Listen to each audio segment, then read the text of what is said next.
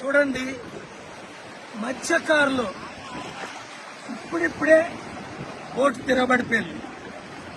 భీమిల్లోని Visakhapatnam సైడ్లోని mini హార్బర్లు ఎన్నో కట్టాలి.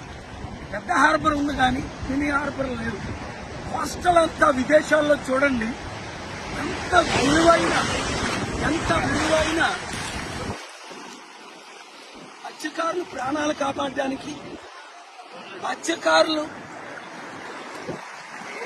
నిధులు కేటాయించి ఒకటే హార్బర్ కట్టడం, 2 వాళ్ళకి ఎక్విప్మెంట్లు ఇవ్వడం, 3 వాళ్ళు వృత్తి కంటిన్యూ చేయడానికి కావలసిన స్కూల్ పెట్టడం. ఎందుకంటే ఇప్పుడు అందరూ ఎడ్యుకేషన్ చేసి తక్కువ పనులన్నీ మానేశారు. కనుక విశాఖపట్నం ఎంపీగా నన్ను గెలిపించుకుంటే విశాఖపట్నం కోస్ట్ టు కోస్ట్ అభివృద్ధి అంటే చేసి చూపిస్తా. మత్స్యకారులకు, రైతులకు ఏం చేయాలో ఆర్థిక సహాయం, అన్ని విధాల సహాయం, మినీ హార్బర్లు కట్టడం. ఖర్చు లేనిది చెప్పండి, కానీ మీకు అర్థమైంది కదండి.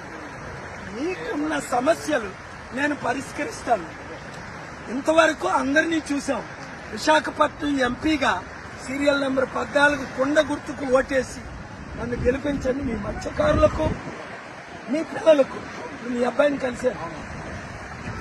ఎంత ఒక విధంగా చెప్పాలంటే మీ వృత్తి కూడా ఆయనకి ఇంకా ఇంట్రెస్ట్ లేని పరిస్థితి. ఎందుకు మీకేమో అలా ఏ విధంగా సహాయం చేయట్లేదు. మొన్న 6 మత్స్యకారులు కేజీహెచ్ హాస్పిటల్లో ప్రాణాలు పోతుంటే కనీసం వాళ్ళు రక్షించలేకపోయారు ఈ గవర్నమెంట్. కనుక గుర్తుంచుకోండి, మీడియా అందరికీ షేర్ చేయండి.